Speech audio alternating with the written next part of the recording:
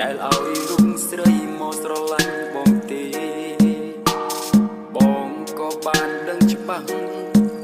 ថាបងមិនស័ក្តិសមនឹងមាសមេបើអូននៅបន្តស្នេហ៍គឺមានតែការឈឺចាប់កាត់ចិត្តទៅណាស្រីព្រោះបងគ្មានអ្វីស័ក្តិសមនឹងស្ងួនមានតែការឈឺចាប់ឲ្យអូនមានដឹងទេមានតែទ្រាំកាត់ចិត្តរកូនអូនឲ្យទៅរូបគេទុំដឹងថាឈឺចាប់ក៏បងសុខចិត្តដើម្បីក្តីសុខអូនណាថ្លៃ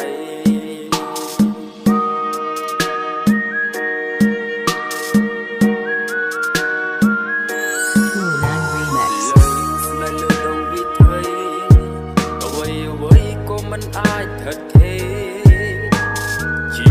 វិតបងពេលនេះគឺមានតែបញ្ហាមិនចេះចប់ឡើយលើដែលបានដើរហួសហើយមិនអាចនឹងបកក្រោយទេថ្លៃទូអូននៅជាមួយបងក៏គ្មាននៃអ្វីទេអូ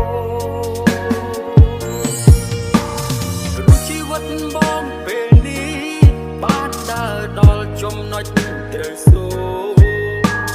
ទើបបងទ្រាំលះបង់អូនឲ្យទៅគេទាំងឈឺចាប់ជានេះបងគ្មាននិស្ស័យនឹងបានមើលថែរូបស្រីទៀតទេ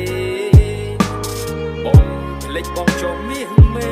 រស់នៅនឹងគេឲ្យបានក្តីសុខណាអូ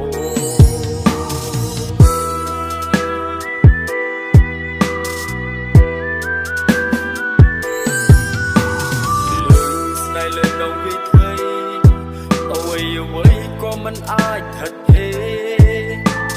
ជីវិតបងពេលនេះគឺមានតែបញ្ហាមិនចេះចប់ឡើយលើដែលបានដើរហួសហើយ